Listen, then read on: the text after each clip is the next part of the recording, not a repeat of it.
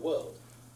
Absolutely, the affection. I mean, the world is waking up. Bloody hell! I cannot believe this. Right now, and again, this is, you know, as tragic. I feel as tragic as it was when and sad really as it was when, I should say sad, when Princess Diana died. Especially again, the love that the world has, not just Americans, not just the British people, but the world really has for this royal family that has survived. You know, it really is the only monarchy in the world that has survived the First World War, the Second World War, and is still, again, you know, able to contribute the way that they have contributed, this life of service, this life of duty. And so, you know, this is, again, a death like this is, again, it's heartbreaking because it's you know, the royal family is so loved around the world, and there's only really one royal family left. It's interesting, you have a member of the royal family in the United States at the moment. Harry is in the United States. One wonders what Prince Philip would have made of that. Of course, I think there's a lot of wondering and questioning that will be going on, you know, right now. Did they speak before he passed away? Were there any words that happened after, you know, the Meghan and Harry's interview? Was there a line of connection? And I think people will want to know if Harry was able to at least reach out to his grandfather after that interview in particular, and just have a loving, kind conversation. And I hope that did happen. Huh, so I mean, that is Elizabeth met, I wonder whose baby that is. For my last, August last is in England. I don't know too much about, Queen Elizabeth. August, Prince Philip, and I was speaking a little bit of Irish Gaelic. Well, that's like I only know like little bits of it. But basically, I just had to do a reaction of Prince Philip's death. And I'll be talking about this afterwards. And so, you know, really is this moment and beyond is really about the Queen.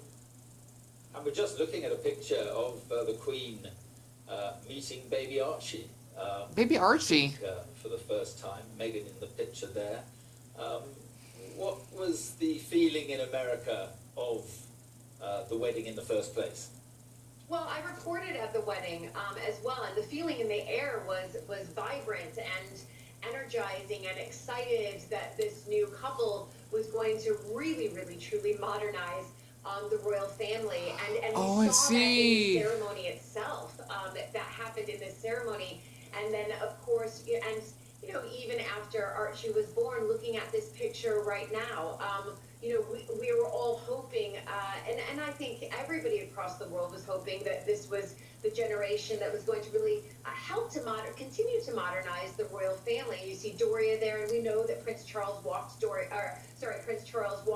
of St. George's Chapel with Doria. He walked Meghan down the aisle. But right now, again, this is a time for us to, of course, sound on the back. You know, give our hearts to the Queen and to the royal family, and I do, and I'm sure equally, of course, Harry and Meghan are heartbroken with this news as well.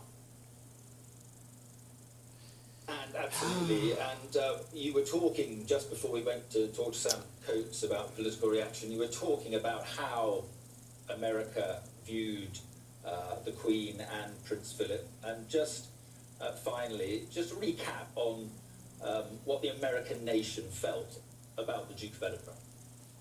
Again, very, very similar to Princess Diana. In one sense, I think America also looked at Princess Diana, and the same with Prince Philip, as an outsider coming in. That's how the Americans, we have this attachment to the royal family. We are outsiders, but we feel we have a little bit of a connection to them because, you know, we broke away from the country. And I do. And we are Commonwealth. With Princess Diana, who was an outsider who married in.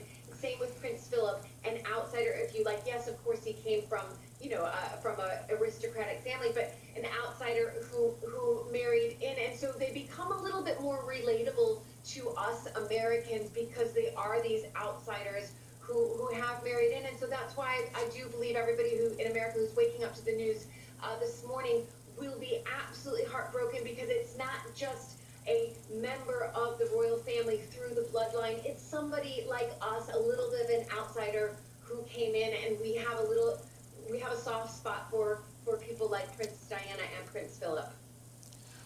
this on pause because I'm not sure if I get copyright for this, but this is really heartbreaking. And once again, for any of basically are from England or even Ireland, I just can't imagine the bloody stress you gotta go to do, you know, this rubbish morning or maybe the rubbish afternoon, because out here our time is basically 5:25 while here in Arizona, and not to mention, I think it might say Lake Havasu.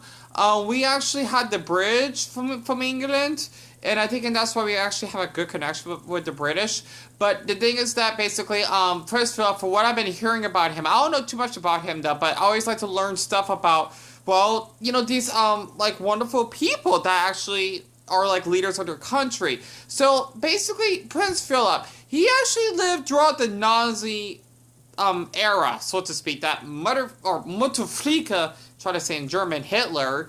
Basically, he actually had to do I guess someone's funeral after maybe looking up a clip of it on YouTube, and basically helping his country alongside with Queen Elizabeth during the Second World War. And I don't know too much about him after that part though.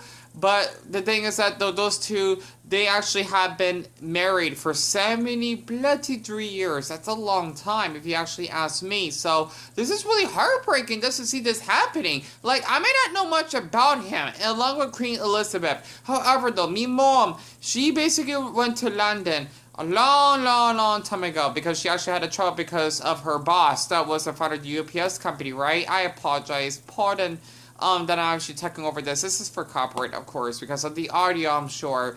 But the thing is that my mom, she went to London. I'm definitely going to tell her about this, but this is heartbreaking. So, I basically was supposed to get ready for bed, and You had to tell Princess Elizabeth when they were in Kenya that her father had died back in Sandringham. And I think from that moment on... 1947?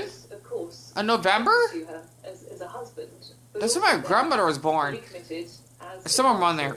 And while he would often talk about people within the palace telling him what he shouldn't be doing and how difficult it was for him to kind of figure out what his role exactly was going to be, he told his private secretary that his first role was always to be there supporting Her Majesty the Queen. And we saw that right up until very recently. And also I think when we've seen that the recent difficulties within the royal family, it has not been an easy time for them. And that's one thing that people have reflected on, whether it's been difficulties surrounding Prince Andrew or difficulties surrounding the Duke and Duchess of Sussex. And the fact that for a time Prince Philip was living away in Sandringham, enjoying his retirement, the fact he was away from the Queen, people talked about how potentially she was missing having him there on hand as a sounding board. But yeah, right until the end, he was there, very committed, and yes, went on to become Britain's longest-serving consort. Wow, I forgot what consort means. I guess it's supposed to be the husband of Queen Elizabeth. If I actually got that right, I believe. I apologize. I don't know too much. Okay, for my viewers who are from Great Britain, I know this is really a strong difficult time right now, but I just had to share this because I always am into the British culture myself, along basically having me Irish outfits and me Irish beanie, of course, and well, I decided to color green. So down at the gates of Windsor Castle, the main entrance, where we see people coming and going, and that's slowly becoming a steady stream. And down the road, a few people are starting to gather by the barriers just to see what's going on. The first. But man, this is really big, and he lived a long life. That's what's important. However, I am concerned that Elizabeth won't be living too long, because this like what happened to basically Princess Leia, right? After she died and her mother died right afterwards, I'm afraid that basically Queen Elizabeth, she won't be in this earth with us for too long either, because, well, especially after you're close to someone and they die because of old age, that's what I'm afraid of when my mom actually, you know, gets older. So I'm not sure how that will impact my health, but for my viewers in England, I just hope you are actually hanging in there, and Prince Philip would not be forgotten. And he'd gone to St Bartholomew's as well to have that surgery, and then he'd come back here just last month